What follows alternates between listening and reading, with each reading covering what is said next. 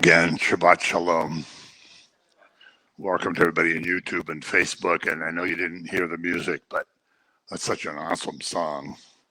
And because of his name, capital N, and because his name is Yeshua, which means salvation, we're going to see, I hope, in this talk, some of the things that result from that.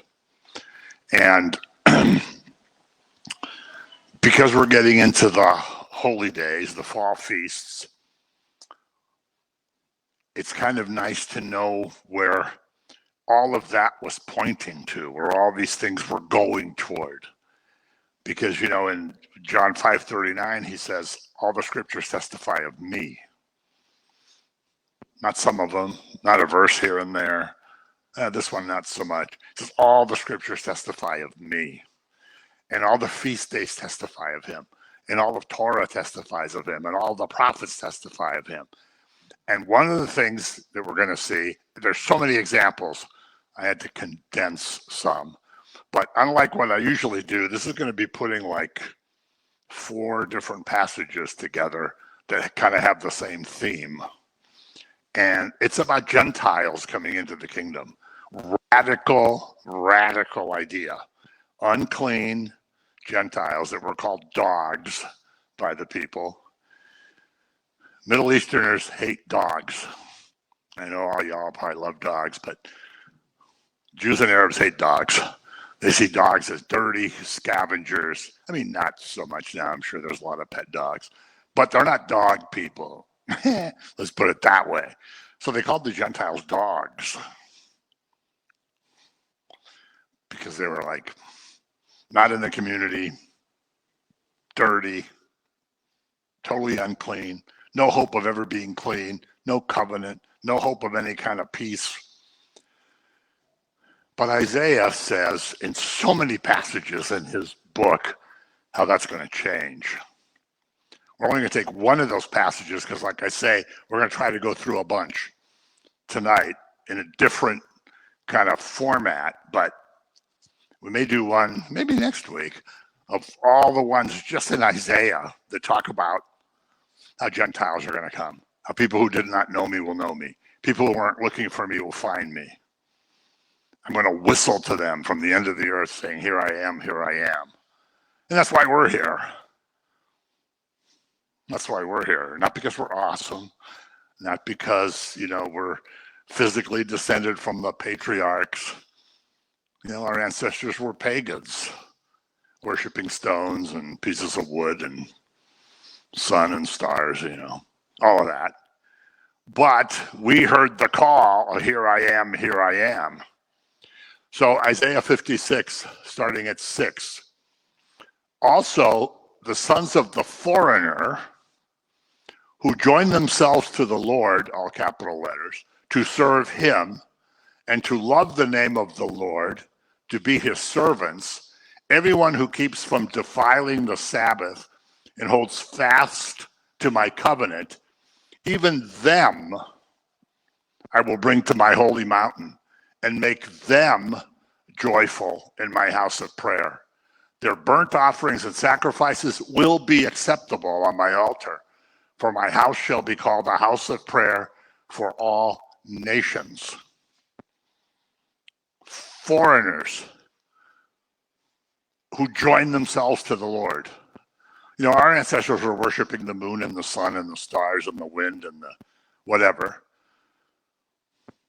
Foreigners who join themselves to the Lord, love the name of the Lord, and God is very zealous for his name because his name contains all of his nature, all of his characteristics, all of his power is all in his name.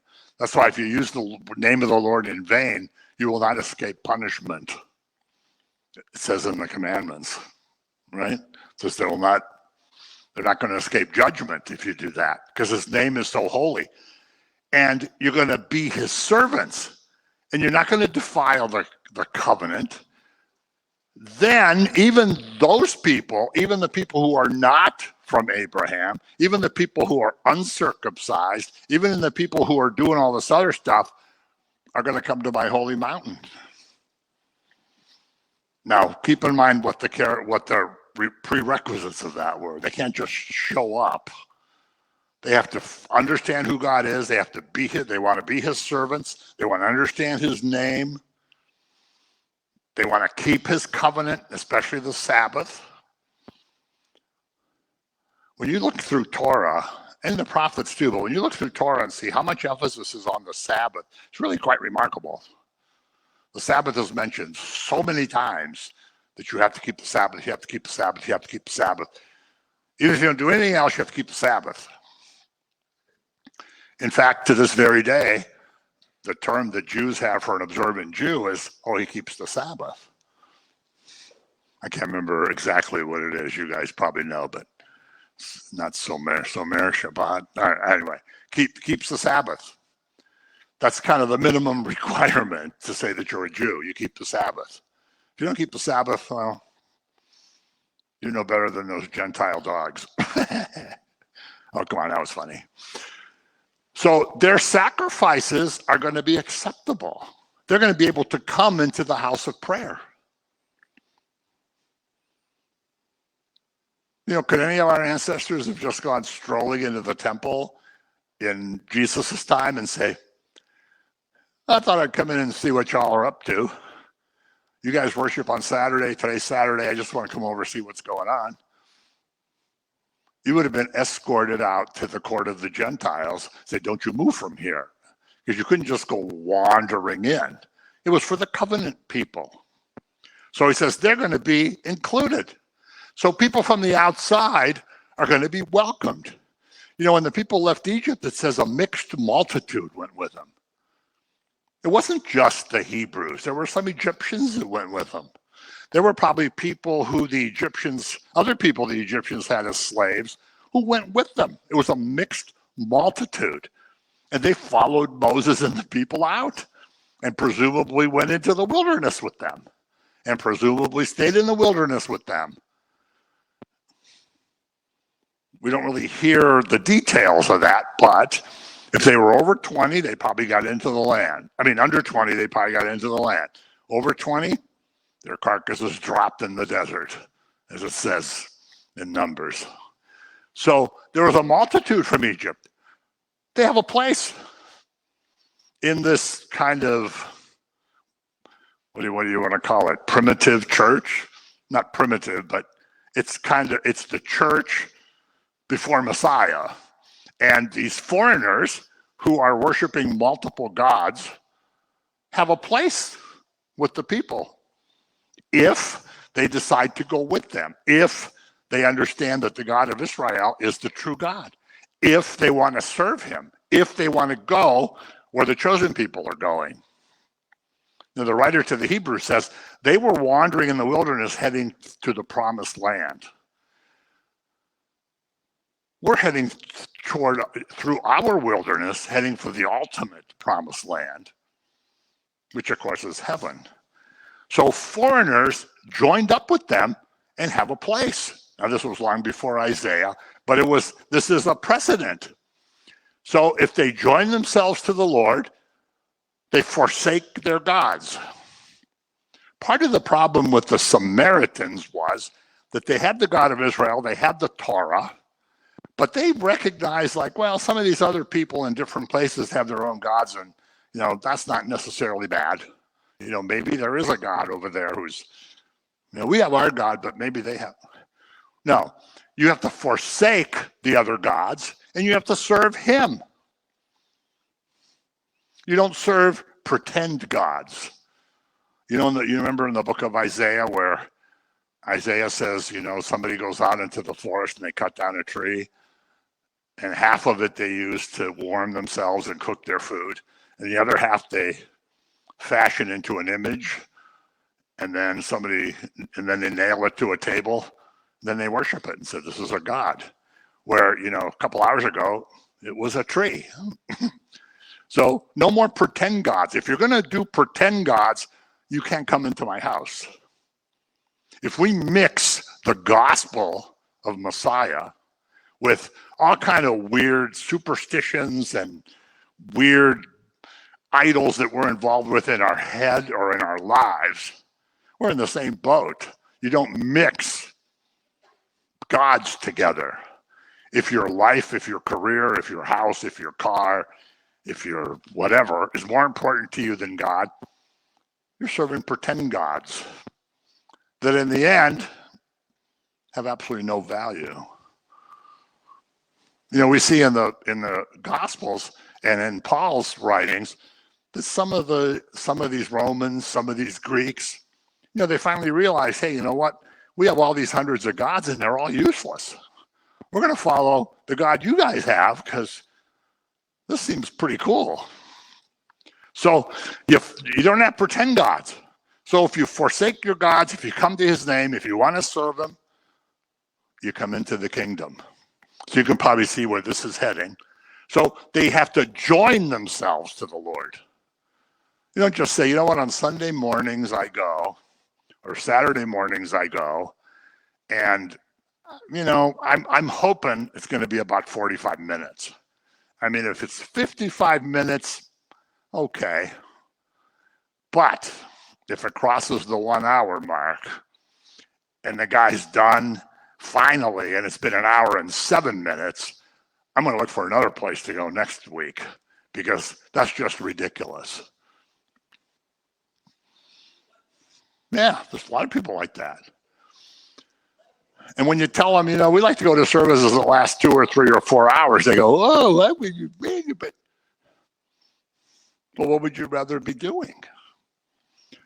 So you forsake that, you serve him, and you join yourself to him. Then you can come. Now, in Isaiah's time, this was tough going because you had the law.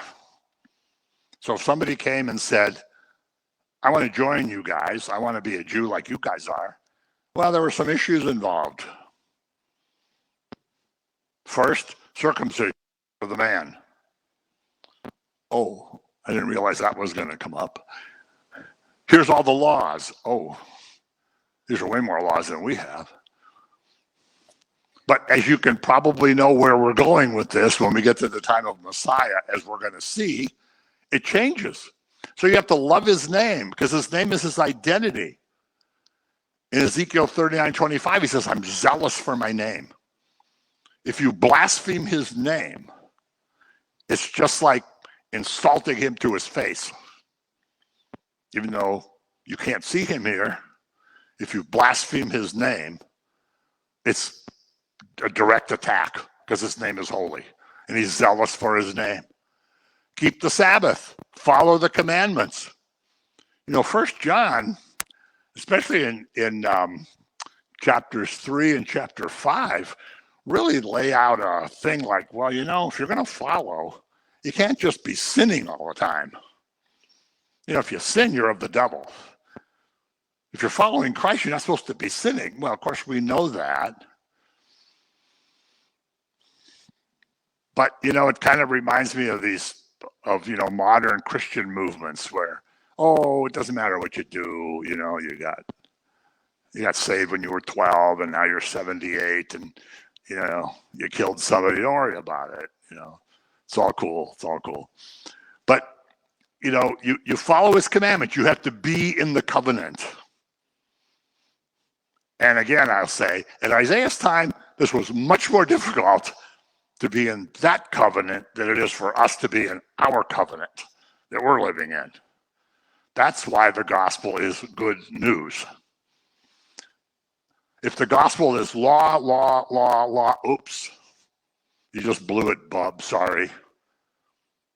What do you mean I blew it? Oh, you didn't do so well on this one. Law, uh-oh, you blew this one. That's not good news because the law condemns you. You either keep the law or you don't. Right? It's a 0 or a 1. Grace is different than that. We're going to see. So the new covenant is good news. You know, Martin Luther said we're at the same time sinners and saints, which, you know, depending how you look at it, it makes sense because we're sinners. Just because we come to Yeshua doesn't mean, oh, we're never going to sin again. We're still going to sin, but it's different than it was before. Because now we're not slaves to sin. Now when we sin, we say, oh, shouldn't have done that. Oh, I want to serve you. I don't want to do this. Whereas if you're a card-carrying, unrepentant sinner, you say, I'm going to do whatever I feel like doing. So you keep the covenant. And he is going to bring them to his holy mountain. He's going to bring them.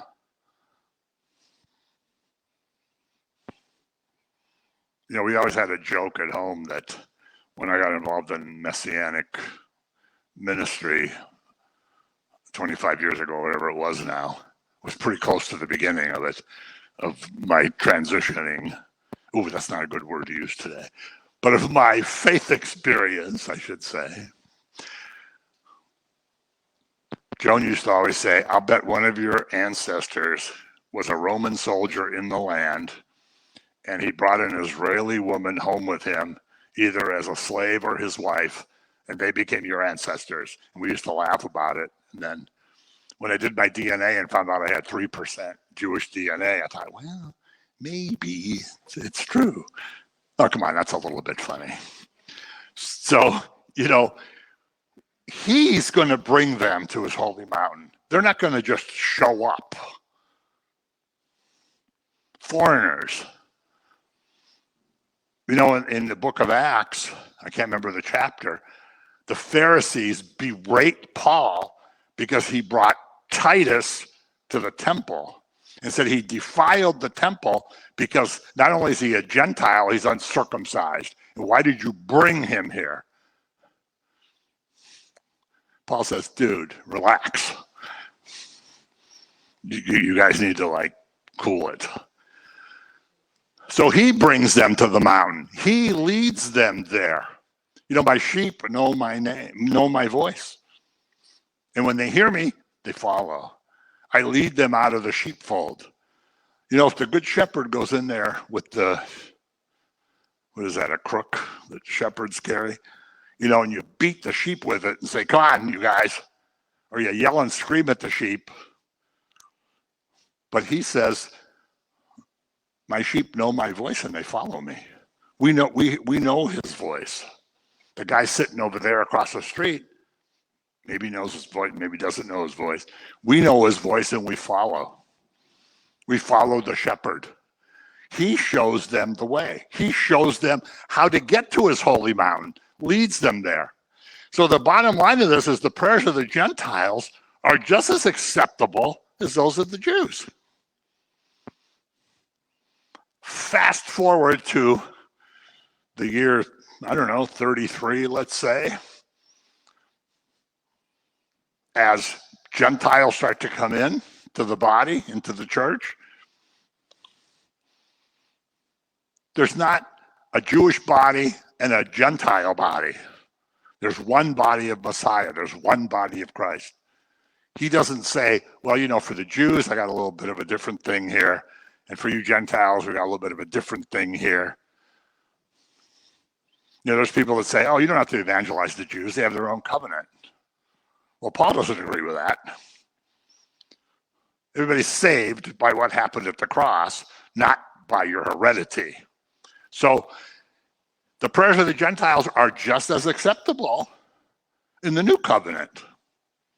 But he says, even here, they can come to my mountain. Their prayers will be acceptable if they did those things that he mentioned. Even though they're not children of Abraham, they're accepted as spiritual children of Abraham. Abraham's not our father. Well, 3% of me. But Abraham's not our father, right? I'm also 12% Armenian, and I didn't know that till I did my DNA. But the funny thing is I have a good friend who's an Armenian Orthodox priest. Whenever he tells me something that's going on or something exciting going on at his church or something that's awesome, I say, wow, 12% of me is really excited. Oh, come on. That's kind of funny. So we're adopted as, we're spiritual children. And it says they're going to be joyful. All the nations are going to be joyful.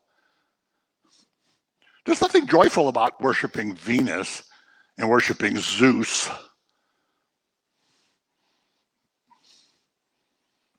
In fact, in Acts 17 at the Areopagus in Athens, Paul says, God will put up with this for a long time, but he's not going to put up with it much longer.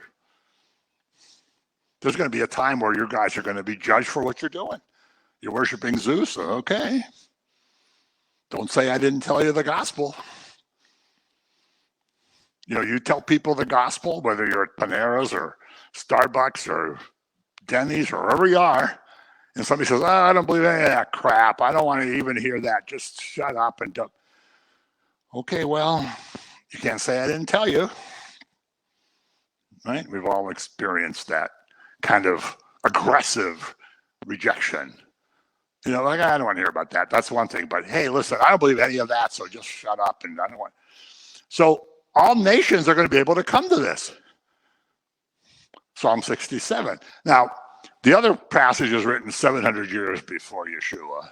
This is written about 900 and some years before Yeshua. Let the peoples praise you, O God. Let all the peoples praise you. Oh, let the nations be glad and sing for joy. For you shall judge the people righteously and govern the nation. Now, when you read the Hebrew text of this, what do you think the word that we translate as peoples is? Goyim. So let the Goyim praise you. Wait a minute. Those are disgusting, dirty dogs.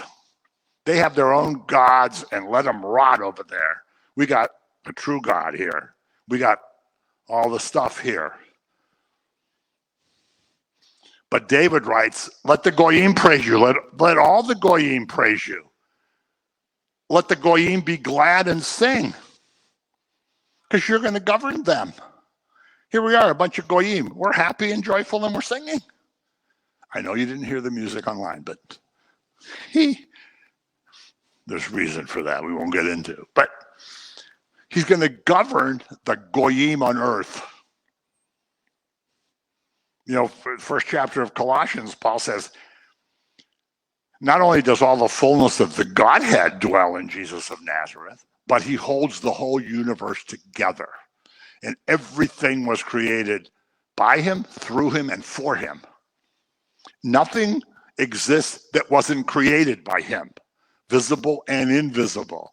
Thrones and dominions and powers, everything is created by him, through him, and for him. So guess what, all you Goyim? Someday you're going to realize that. Here we are, Goyim. We're praising him. We're singing. We're glad. We're joyful. 900 and some years before Messiah is born. So Gentiles are going to praise him because they're going to see the truth and ultimately going to understand salvation.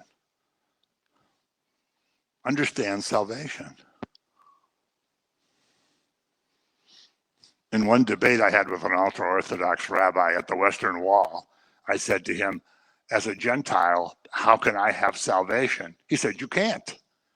I said, wow, that's pretty bleak. He goes, well, there's one way you can do it, keep the Torah. I said, you don't keep the Torah. He goes, yes, I do. I go, no, you don't. I go, you don't keep the Torah. I said, do you have a temple up there where you can make sacrifices? Well, of course not. Well, then you're not keeping Torah. How are you atoning for your sin? I can tell you how I'm atoning for my sin. That didn't go well, but anyway. But ultimately, the Gentiles are going to understand salvation. And Romans 11, of course.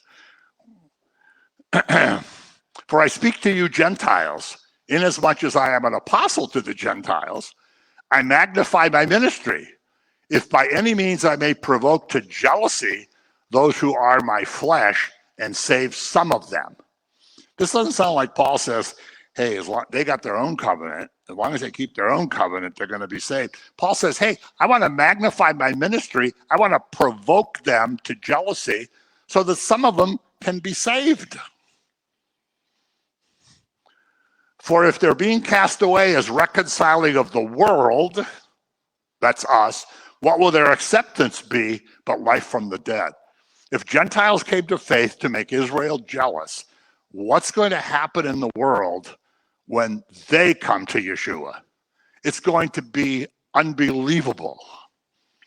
I hope it's tomorrow, but it's going to be unbelievable because in this chapter, he talks about the olive tree and then he says all Israel will be saved.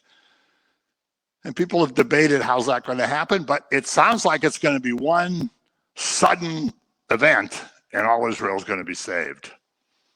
Read Zechariah 12:10 for your homework. So Gentiles come to faith to make Israel jealous. Israel's failing was salvation for the Gentiles. And the world is reconciled. The world is reconciled, not just Israel, not people living within 100 miles of Capernaum, not people living within 20 miles of Jerusalem. The world is reconciled because whoever fears him is acceptable. Whoever forsakes their false gods, whoever attaches themselves to the true God, to his name, capital N, and wants to serve him is acceptable. Yes, no? But it can't just be for Gentiles. Just like in the first century, you could have argued, well, this can't just be for Jews. How can you have Messiah do all this stuff just for this little group of people? We can look at it and say, well, it can't just be for Gentiles. You know, there's a group of Messianic Jews. I don't know if you guys have heard of Toward Jerusalem Council 2. There's a lot of Messianic rabbis that are involved in this movement to have like a worldwide council of Christians to talk about Jewish believers. And the guy who started it said something really cool. And he said, in the first council, which was Acts 15 in Jerusalem, the Jews got together to decide what were they going to do with these Gentiles who were coming to Jesus.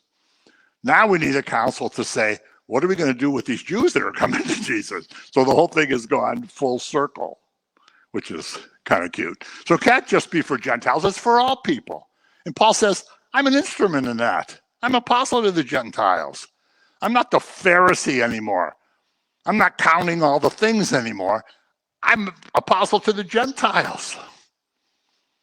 I want Israel to be saved. I would almost want to lose my salvation to have them saved, my countrymen, my brethren in the flesh.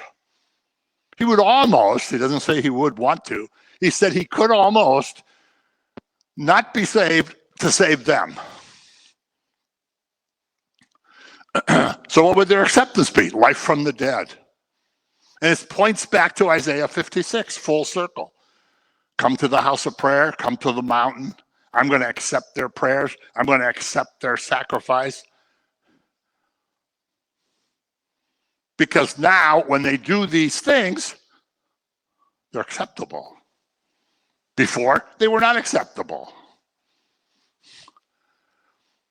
For if you were cut out of the olive tree, which is wild by nature, and were grafted, contrary to nature, into a cultivated olive tree, how much more will these, who are natural branches, be grafted into their own olive tree? So in other words, what he's saying here is, Israel's the olive tree.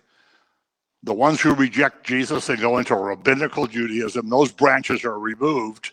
We're from the wild olive tree. Bad fruit, no fruit, bad fruit, sour fruit, not growing very well. We get grafted into the true tree. And he says the roots nourish us. The roots, being Judaism, nourish us. See, the church is like Esther. She forgot that she's Jewish. You can go home and think about that. The church forgot she was Jewish, which has led to a lot of issues. But Paul says, if they were natural branches to begin with, how much easier it's going to be to graft them back in. So when you have Jewish believers, Jews who come to faith in Yeshua, boom, easily grafted back into the tree. Now, Matthew 15. This is a good one. This will be the end. This is a good one. I'm sure you've read this a million times. And for those of you that know history, those of you that know the Bible, those of you that know all the distinctions I just said about covenant people, non-covenant people. Then Yeshua went out from there and departed to the region of Tyre and Sidon. And behold, a woman of Canaan came from that region and cried out to him, saying, have mercy on me, O Lord, son of David. Son of David. My daughter is severely demon possessed. In Mark's gospel, she's called the Syrophoenician woman. Here she's called a Canaanite woman. Well, however you slice it, she's not a Jew. She's from a Gentile pagan area.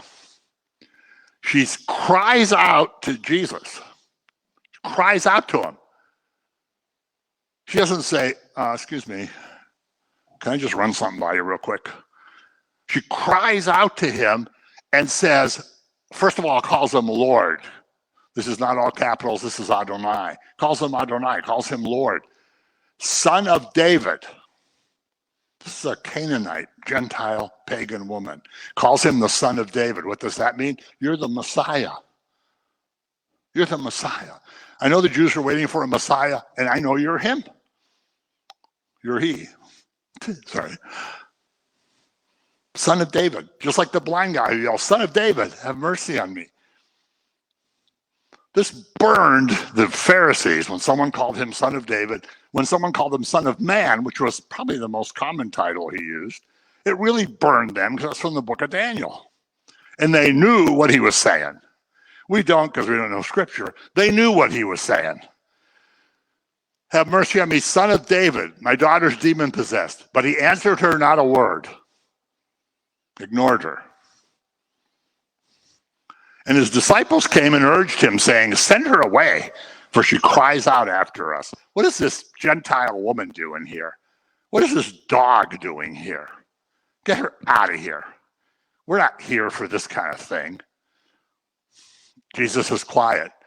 But he answered and said, I was not sent except to the lost sheep of the house of Israel. Then she came and worshiped him, saying, Lord, help me. Worshipped him. Would a Jewish man submit to worship of any kind? Never in a million years. When Cornelius falls down in front of Peter, Peter says, get up, don't do that. John falls down before an angel, probably a Jewish angel, who picks him up and says, don't do that, I'm a creature just like you.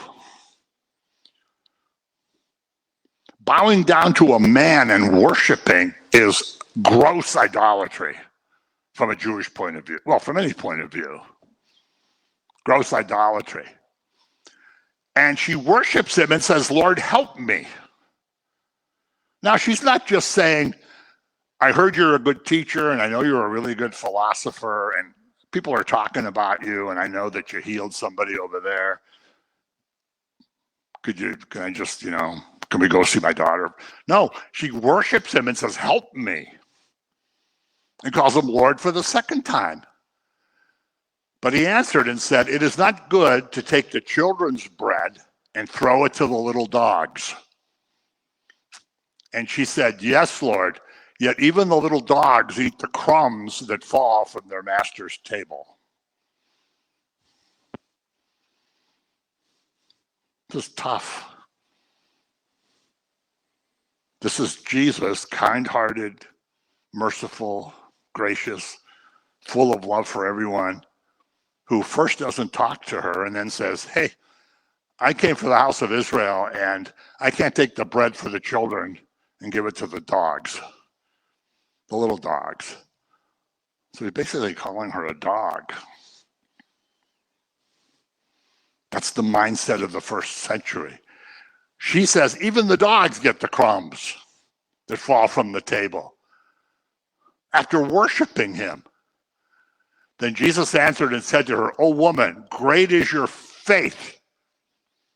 Great is your faith. Not, you're so awesome. How come you don't renounce how come you haven't been to the temple? How come your husband's not circumcised? How come you didn't do this? How come you didn't do that? Why are you wearing clothes that have 3 different kind of cloth on them? It's supposed to be all one kind of cloth. What do you eat? I bet you don't eat right. I'll bet you eat forbidden stuff. Why should I even deal with this? He says, no, great is your faith. Let it be to you as you desire. And her daughter was healed from that very hour. He praises her faith, not how awesome she is, not how religious she is, not where she's from, not, oh, I heard you have a Jewish friend. Okay, I'll heal your daughter, but talk to your friend because you really need to come and be one of us. No, he praises her faith, a Gentile woman. So this is a gleam of light that's coming to the Gentiles. Remember, Isaiah said he's going to be a light to the nations. You know, that's always read at Christmas time during Advent. He's going to be a light to the nations. When he's 40 days old, Simeon picks up little baby Jesus who's 40 days old and says, this baby is the glory of Israel and a light to the Gentiles. You know, why is this old man talking about Gentiles in the temple? They were sick to death of Gentiles. They were surrounded by them. And now they had the Romans there. And this baby's going to be the light to the Gentiles. Here he's light to a Gentile woman. The woman at the well, she's kind of a half-breed Gentile. She got some light too, but this is the first glimmer. She calls him Son of David, calls him Lord. She requests mercy. Short speech, doesn't go on and on and on about her problems. Doesn't whine that she can't afford her medications. Doesn't whine that she hasn't been doing this. She hasn't been doing that. She hasn't been to the Canaanite temple for a while. I go for bingo, but I don't usually go for the thing. No, she makes a short speech, humble speech, a faithful speech, and a modest speech. Son of David, you can help my daughter. I don't care what you do to me, but you can help my daughter. She has faith that he can help her, not based on her merit. She doesn't say, you know what, I'm mayor of the town. You know what, I'm on the city council. You know what, I'm like the most important Canaanite woman you've ever seen. You know what, I'm pretty cool. I've never killed anybody. Not based on her merit. Knows that he can help. Knows that he has the power. And she perseveres. He ignores her. She says it again. He says something kind of insulting. She answers back. She's persistent. Like the parable of the woman who keeps talking to the judge and asking the judge to finally says, okay, I give in. So she perseveres and she comes with faith that he can help her. He can deliver her. He can deliver her daughter. Gentile woman, lots of gods, not in the right genetic group. Probably descended from Abraham, but in this case, it doesn't count. He ignores her. Gentile. Does he ignore her because she's a Gentile? Is it to try her faith to see what she's going to do? Maybe. Is he considering her request? I don't know. What should I do? Should I heal her daughter? I don't know. Yeah, all right, maybe.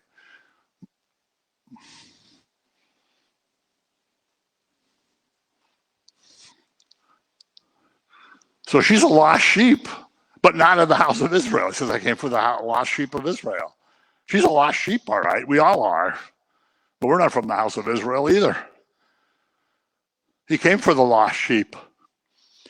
And Paul, in Romans 15:8, says Yeshua is the minister of the circumcision. In other words, he's from the people. Remember, two reasons they're chosen people. Number one, God reveals himself. Number two, physical body for Messiah. He wasn't Swedish, despite what most church nativity scenes look like. And he wasn't Chinese. And he probably didn't have curly blonde hair and big blue eyes, but that's another story. And the partition of Ephesians 2:5 14 and 15, hasn't been torn down yet because he hasn't been sacrificed yet. The cross hasn't happened yet. Resurrection hasn't happened yet. There's still a separation. What does this passage say? Yeshua in his own flesh broke down the partition between the two, making one new man. Doesn't say making a Jewish man and a Gentile man. Doesn't say making a church over here and a Messianic synagogue over here. Making one new man. So that hasn't happened yet. She's still a Gentile. He's still a Jew. He says the bread is for the children, not the dogs. You dogs don't get the same stuff that the children do. The Greek means little dogs, as it says in there. They're not in covenant. There's no hope. I'm here for Israel, not for y'all. So she perseveres. She's willing to have just the crumbs. She goes, I'll take the crumbs. She doesn't go there and say, hey, you know what? I want to be a big shot in this church. I want to sit in the front, and I want to wear really cool clothes. And I want the pastor to say, oh, look who's here. I want the rabbi to say, oh, look who's here. Wow, we're so honored that you're here today. Susie Sunshine, we're so happy that you're here. No, she's willing to take the crumbs that fall from the table. She'd rather have a little bit of Jesus than nothing. We want him to give us a job and a bonus and an awesome house and a great car and health. Oh yeah, boy, anything, everything. You know, I never want to be sick on one day. Yep, I don't want crumbs. I want to be in the big arena with the guy who puts his arm up. We won't mention any names. Says, you use that power you have. Well, the Bible says you have no power. The Bible says you're supposed to pick up your cross and follow him. So she's willing to have the crumbs. The children can have the bread. I'm not going to take the children's bread. I just want the crumbs. Even that little bit will help me. If you've ever studied the Song of Songs, it's kind of like this, where the groom says, oh, you know, I just want you to look at me. I just glance at me. I want you to just glance at me. You know, okay, I'll do that. You know, I don't want to make full commitment. I don't want to go out and do all the stuff you're doing. I just want to look at you once in a while. He says, okay. We'll just take a little bit. I'll just take the crumbs. The children can have the bread. You know, whatever the children leave behind, I'll eat. I won't interfere with their blessing. She knows she doesn't deserve it. But she'll take the crumbs because she's going to go up the mountain to the house of prayer for all nations. She's going to come. She forsook. I don't like that word. Forsake? That doesn't sound good either. She forsook whatever gods the Canaanites had, Baal and all that group. And I highly recommend you read Jonathan Cahn's book, Return of the Gods. Has anybody read that? It's amazing. She's forsaken those gods and she's gone to the Son of David and says, just give me the crumbs. I want my daughter to be all right. Strong, active, lively faith. And her faith expects it. And she admits that he's the master and it's his table. The dogs get the crumbs that fall from the master's table. You're the master, it's your table, I'll take the crumbs, just like the dogs. So he commends her faith. Everything here is a product of her faith. And these hindrances that came along, even what he says to her, increase her faith. She doesn't say, oh man, I guess I asked the wrong guy. Even the hindrances increase her faith because she knows that even with the crumbs, he's sufficient to help her. Her pagan priest can't help her, but this is the Son of David. He can help her. So forsake your gods, come into the covenant. I'll lead you up to the house of prayer. Your faith will make Israel jealous. You'll be grafted into the olive tree. And a Gentile woman who comes to faith, he says, how great is your faith? Never said that to the Pharisees. Never recorded one time that he said anything like that to the religious leaders. But this Gentile woman, he said, how great is your faith? And as Paul says, it's faith from beginning to end. Woo. So that's Gentile talk, maybe number one. Who knows? Before we get to the fall feasts.